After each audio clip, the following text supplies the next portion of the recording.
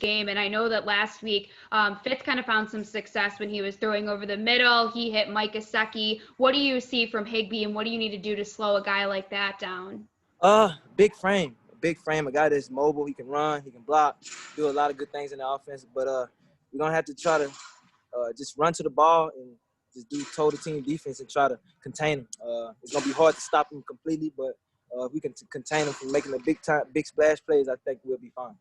And last question for me. I know you were in the red non-contact jersey yesterday. How do you feel now? What's your your kind of status? How you're feeling? Oh, I'm great, Heather. Thanks for asking. I'm good. I'm gonna be ready to roll on Sunday. I'm gonna continue to rehab and do things, but I'll be fine.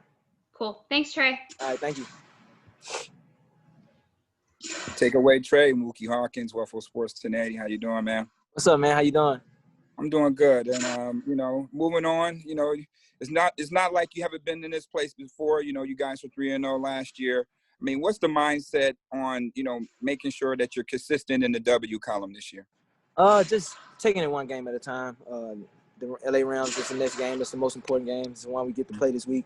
So we got to continue to prepare and watch the film, continue to correct things. We know it's not going to be 100% perfect, but if we play as a team, which we will, we'll be fine. So just try to take it 1 week at a time, like I said, and just hone in on this game because this is most important. Absolutely. And speaking on this game, how crafty is former Buffalo Bill Robert Woods? Oh man, he's a guy that can get in and out of his breaks. He do a great job of running all the routes around the field, even screens, jets. He do a lot of things. So he's not a one-trick pony. He's a guy that can take handoffs, catch the short pass, catch and run, and can beat you over the top. So we're gonna have to try to contain him, man. It's gonna be tough because they got a lot of guys that can do a lot of explosive things. So we're gonna try to stay on top of that guy and try to stop him from making the big splash plays.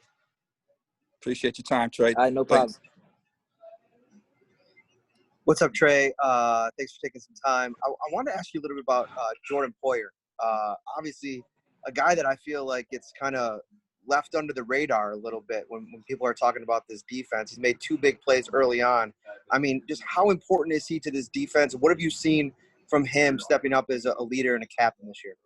I mean, since I met him, since I got here in 17, he's been the same guy, consistent. You're gonna get from Jordan Poyer, a guy that's gonna give you everything he's got. He's gonna play lights out for the defense. He's not gonna make many mistakes. Like I said, very consistent. So each and every year, Jordan Poyer is gonna have 5 or 6 picks, 4 or 5 forced fumbles, 100 tackles, and he's gonna be on the field each and every game. He's a reliable guy too. He's very durable. So. He's a guy that's been doing it at a high level each and every year. Like you said, he don't get the credit that he deserves.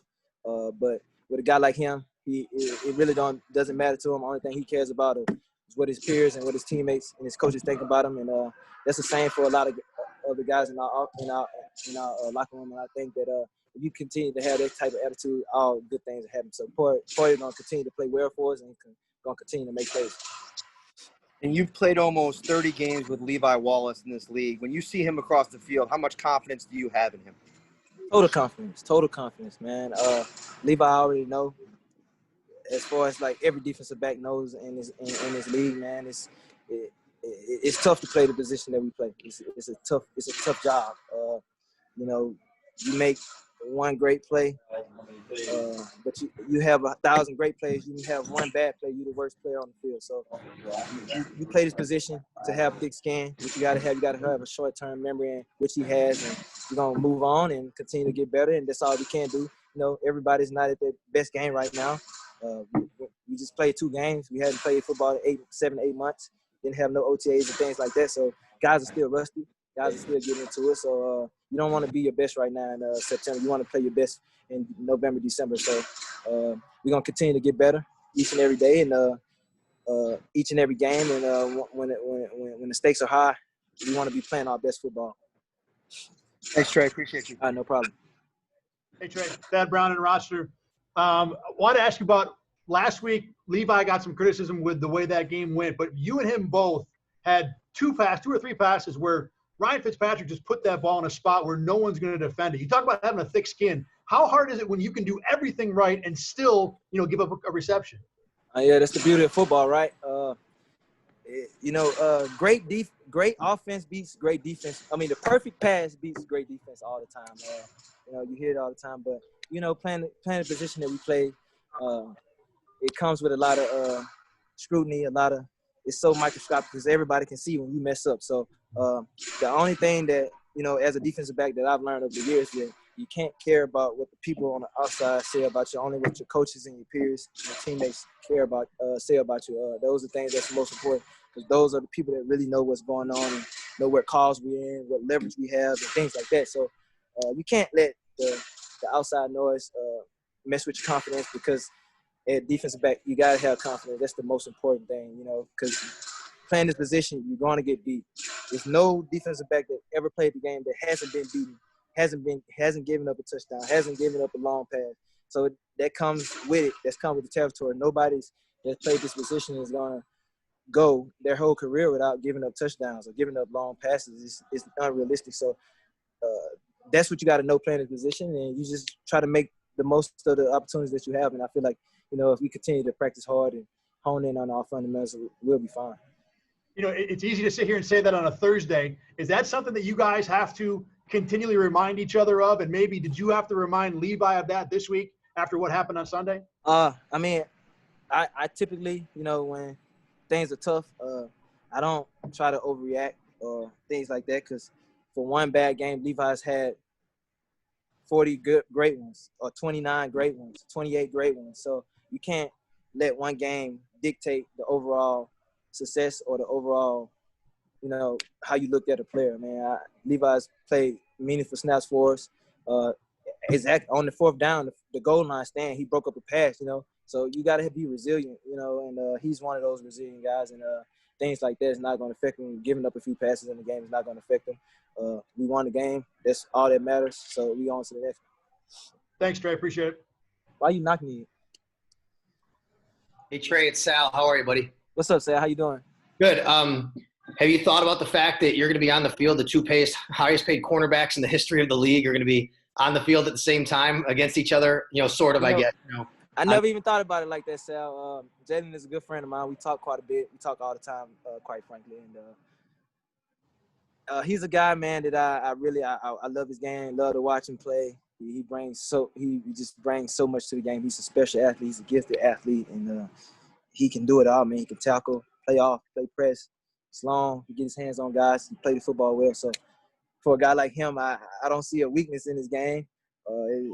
He's a great player, Sal, and I always tell him, man, I respect the way you go about your business. I respect the way that you prepare, because I've seen him on many occasions, how you prepare, how you take care of his body and stuff like that when we talk on FaceTime. So he's a good friend of mine, and I wish him all the best, continued success, and I just hope he don't have the success this week, though. Can you go a little bit more into that personal relationship with him and the fraternity you guys have as corners? I mean, you know, just we like to share like knowledge and just try to, because we know it's tough playing the position that we play. So anytime I can have a friend that's doing it at a high level, he's been doing it at a high level since he got in the league, and I can pick his brain to see how I can get better, I'm all for it. And he's one of those guys. He's not gonna shortchange. He's gonna give you everything he has, and it's on you to take it. And I'm one of those guys. I'm gonna soak it all in. Everything that I can get to be the best player that I could be. And he's been a great resource for me for the last 3 years that we've been pretty tight. And so those things are gonna continue to go. You know, as you get older in this league, different things starting to come up. So you just add it to your book of notes. And he's been a guy that he's added a few notes to my notebook, and I added quite a few to his. So we talk on a weekly basis all the time, maybe 2 or 3 times a week. Exchange texts, or we're gonna be on FaceTime. So, but this week it's been a different week. We hadn't talked this week, but it's gonna be good to see him on Sunday. It's gonna be fun to watch. Thanks, Trey. I appreciate it. Hey, Trey, Jason Wolf at the Buffalo News. Really appreciate you taking some time to answer questions today.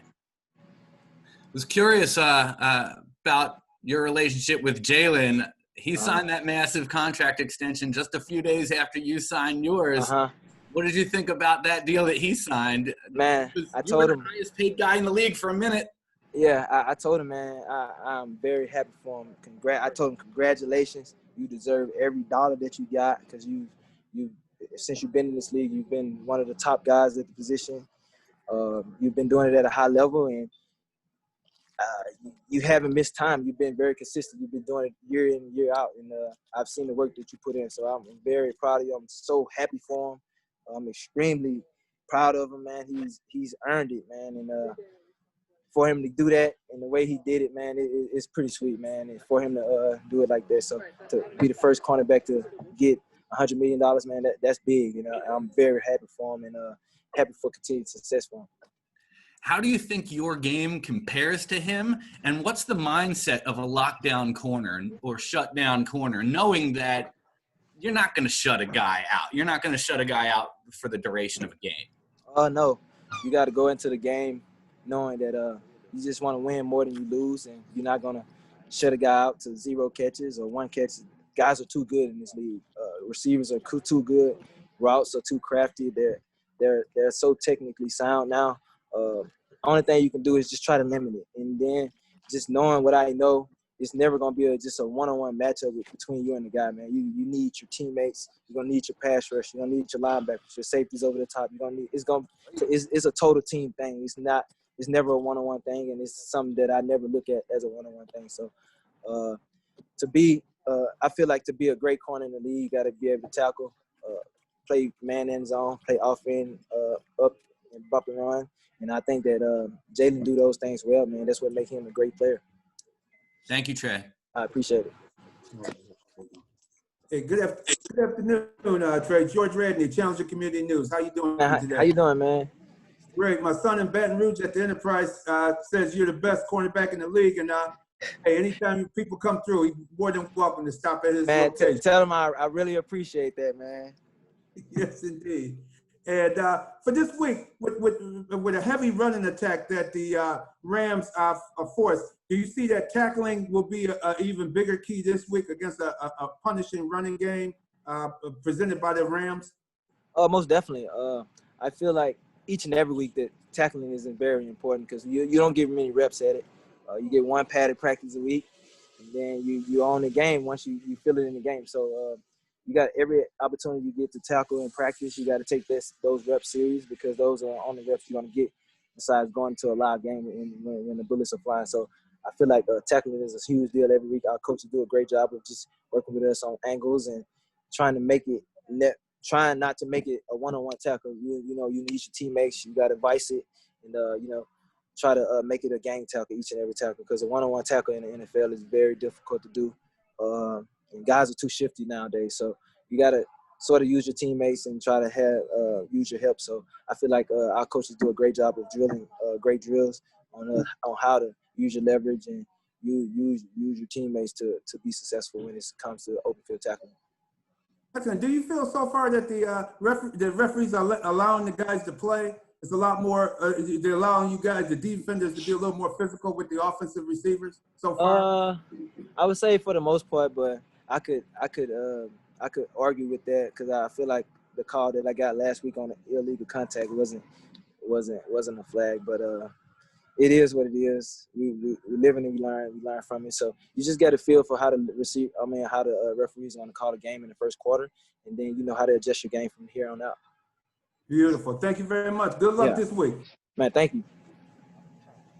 All right, you're all set. Thanks, Tre. All right, thank you.